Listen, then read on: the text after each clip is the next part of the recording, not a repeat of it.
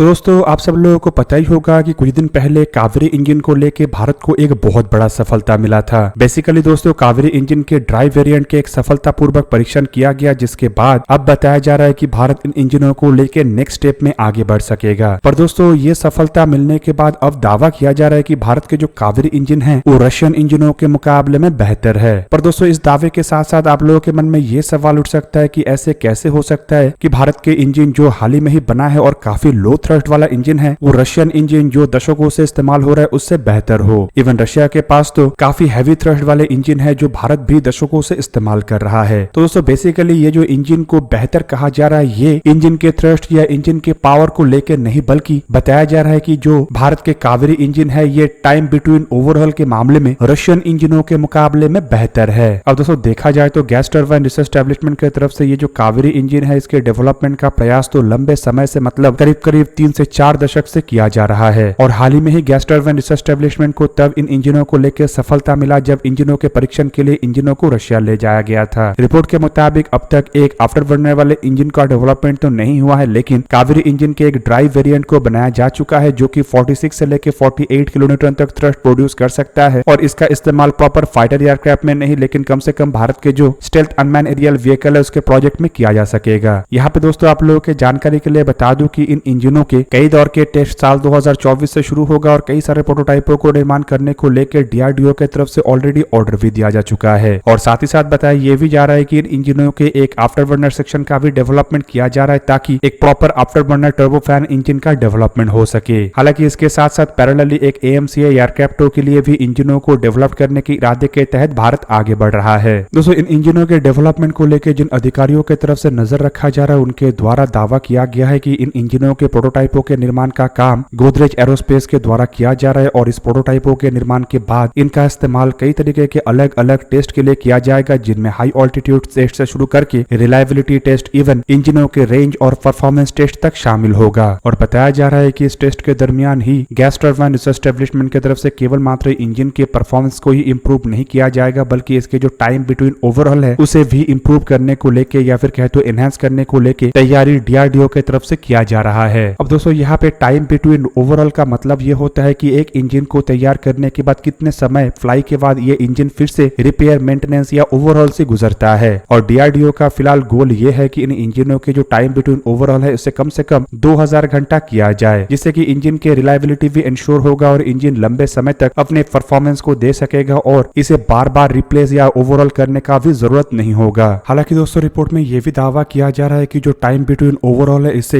हासिल करने को लेके डीआरडीओ के अधिकारियों की तरफ से लगातार काम भी किया जा रहा है, जबकि वहीं पे कुछ दावा ये भी है कि टाइम बिटवीन ओवरऑल को 2000 घंटा नहीं बल्कि इसके बाद बढ़ा के कम से कम 3000 घंटे तक किया जाएगा। और दोस्तों अगर इन इंजनों के टाइम बिटवीन ओवरऑल को 3000 घंटा किया जाता है तो ये एक तरीके से भारत के लिए एक बहुत बड़ा उपलब्धि होगा, क्योंकि केवल मात्र कुछ ही बड़े देशों के इंजन ऐसा है जो इतने रिलायबल तरीके से इतने लंबे समय तक इस्तेमाल हो सकता है। और दूसरी तरफ अगर रशियन इंजनों को देखा जाए तो रशियन इंजनों का जो सबसे बड़ा मुश्किल है वो है ये टाइम बिटवीन ओवरऑल। रिपोर्ट के मुताबिक रशियन इंजनों को लंबे समय तक इस्तेमाल नहीं किया जा सकता और इन इंजनों को कुछ समय इस्तेमाल करने के बाद मतलब कुछ ही हजार घंटे इस्तेमाल करने के बाद फिर से इन इंजनों के रिपेयर, मेंटेनेंस और ओवरऑल का जरूरत पड़ता है। और ये भी एक बहुत बड़ा कारण है जिसकी वजह से रशियन फाइटर एयरक्राफ्टों के जो सर्विसेबिलिटी रेट है वो वेस्टर्न देशों के फाइटर एयरक्राफ्टों के मुकाबले में कम है। तो रिपोर्टों में यह भी दावा किया जा रहा है कि इंजनों के प्रोटोटाइपों के निर्माण के बाद जब इसके टेस्टिंग को शुरू किया जाएगा तब इंजन के ये जो टाइम बिटवीन ओवरऑल है इसे बारीकी से जांचा जाएगा और इंजनों के काफी भयंकर तरीके से टेस्टिंग किया जाएगा और इंजनों को एक्सट्रीम कंडीशन में ले जाकर टेस्टिंग किया जाएगा ताकि ये जाना जा सके कि इंजन के जो टाइम बिटवीन ओवरऑल है कितना हद तक आगे बढ़ सकता है। और दोस्तों बताया ये भी जा रहा है कि इसके बाद इंजनों में कई सारे बदलाव भी किया जाएगा जिससे कि इंजनों के कंपोनेंटों को मजबूत किया जा सके और लंबे समय तक इस्तेमाल होने के बाद भी ये जो कंपोनेंट है ये रिलायबल रहे और चलता रहे। दोस्तों भारत के इंडिजिनाइजेशन का ये एक बहुत बड़ा अचीवमेंट है, लेकिन कावेरी इंजन को अगर एक संपूर्ण सफल इंजन में परिवर्तन करना है तो इन इंजनों के आफ्टर बर्नर सेक्शन का भी डेवलपमेंट करना पड़ेगा और इन इंजनों के थ्रस्ट को कम से कम और 15 से 20 किलोमीटर तक बढ़ाना पड़ेगा, जिससे कि दोस्तों एटलीस्ट इन इंजनों का इस्तेमाल भारत अपने तेजस मार्क 1 और मार्क 1A जैसे एयरक्राफ्टों में कर सकेगा और तेजस मार्क 1 सीरीज के इंजनों के लिए एटलीस्ट भारत को अमेरिका के ऊपर और डिपेंडेंट नहीं रहना पड़ेगा। दोस्तों इंडिजिनेशन का बात हो ही रहा है तो यहाँ पे आप लोगों को और एक बड़े अचीवमेंट के बात कह देता हूँ जो कि मत्स्य 6000 नामक मैन्ड सबमर्सिबल वेसल को लेके है और बताया जा रहा है कि जल्द जल्द ही मत्स्य 6000 का परीक्षण भारत की तरफ से शुरू किया जाएगा। यहाँ पे दोस्तों आप लोगों की जानकारी के लिए बता दूं कि ये भारत का एक बहुत ही एम्बिशियस प्रोजेक्ट के अंतर्गत बनाया जा रहा है। और दोस्तों ये प्रोजेक्ट है समुद्रयान प्रोजेक्ट, जिसके अंतर्गत ये मैन्ड सबमर्सिबल वेसल के द्वारा 6000 मीटर के गहराई तक पानी में साइंटिस्टों को जाना है। और रिपोर्ट में दावा किया जा रहा है कि इसके लिए जो मत्स्य 6000 सबमर्सिबल का निर्माण किया गया है, इसका टेस्ट जल्द ही मतलब साल 2024 के शुरुआती समय में शुरू हो सकता है। दोस्तों ये जो मत्स्य 6000 वेसल है, इसके निर्माण का काम असल में national institute of ocean technology की तरफ से किया जा रहा है। और रिपोर्ट के मुताबिक national institute of ocean technology के डायरेक्टर डॉक्टर GA रामादास की तरफ से इसके बारे में जानकारी देते हुए बताया गया है कि ये जो वेसल है ये करीबन 3 इंसानों को पानी के नीचे ले जा सकता है और उसके ट्रायल फेज में 3 इंसानों को ये 500 मीटर की गहराई तक ले जाएगा। डॉक्टर रामादास की तरफ से अपने बयान में बताया गया है कि जो समुद्रयान मिशन है ये अपने ट्रैक पे है और इसे साल 2026 तक पूरा किया जाएगा, जबकि ये जो मत्स्ययान 6000 है इसका टेस्ट जहां पे साल 2024 में शुरू होगा, तो वहीं पे बताया जा रहा है कि इसके 6000 मीटर के गहराई तक जाने वाले टेस्ट को साल 2025 के अंत तक समाप्त कर लिया जाएगा।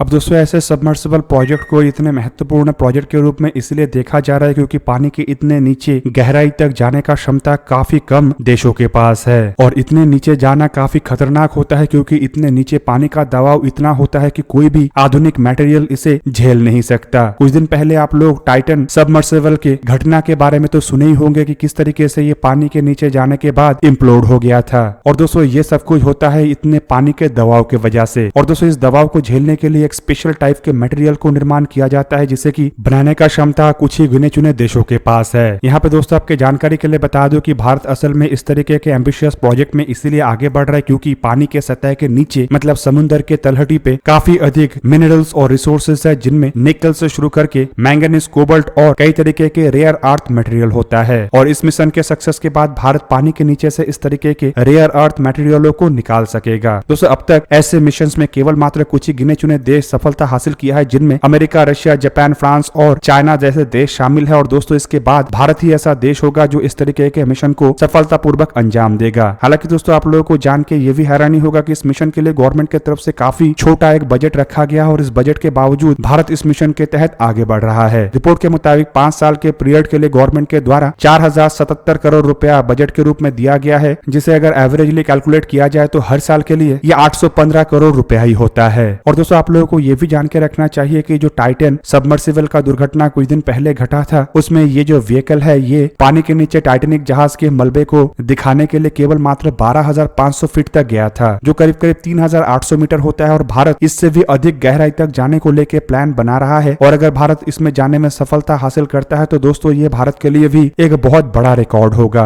हालांकि दोस्तों ये काफी रिस्की हो सकता है, पर ये रिस्क भारत की तरफ से इसीलिए उठाया जा रहा है क्योंकि इससे भारत को आने वाले समय में रेयर अर्थ मटेरियल को लेकर भी कई तरीके के फायदा होगा। और आपके जानकारी के लिए बता दूं कि अगर भारत के द्वारा अभी से इस तरीके का तैयारी नहीं किया जाता है तो समुद्र के तलहटी पे जो रेयर अर्थ मटेरियल है उसके ऊपर चाइना जैसे देश के द्वारा संपूर्ण कब्जा कर लिया जाएगा। और भारत की तरफ से इसी कारण की वजह से शायद इतने गंभीरता के साथ इस प्रोजेक्ट को आगे बढ़ाया जा रहा है। दोस्तों आप लोगों को क्या लगता है कि भारत की तरफ से जो कावेरी इंजन का डेवलपमेंट किया गया है ये टाइम बिटवीन ओवरऑल के मामले में रशियन इंजनों को मात दे सकेगा कि नहीं? और भारत के जो मत्स्ययान प्रोजेक्ट है ये भारत को सफलता के कौन से शिखर तक लेके जाएगा? कमेंट करके अवश्य बताइए। दोस्तों आज की वीडियो को यही पे ही करते समाप्त। किसी और एक दिन किसी और एक वीडियो में मिलेंगे, तब तक के लिए जय हिंद, वंदे मातरम।